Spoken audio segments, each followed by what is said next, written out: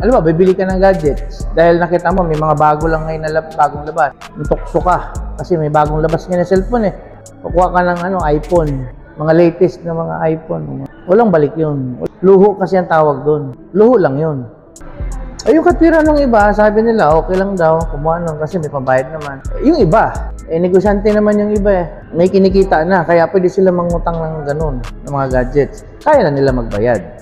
Yun kasi ang masaklap, pinangutang ka na wala ka pabayad. Makakahiya doon sa maniningil na naman. Tapos tatakasan mo na naman. Dilipat ka na ibang lugar, tatakasan mo ulit. Paiba-iba ka ng bahay. Wala nang katapusan niyang na yan, takasan na yan. Kaya ngayon ang tanong lagi eh. Laging tinatanong yan, masama bang mangutang? Alam mo, sagutin ko kayo ng totoo. Alam mo, totoo lang, hindi masama ang pangungutang eh. Basta magbayad ka ng tama. Walang problema sa utang kasi kung may pambayad ka, pwede yun eh. Wala problema yun eh.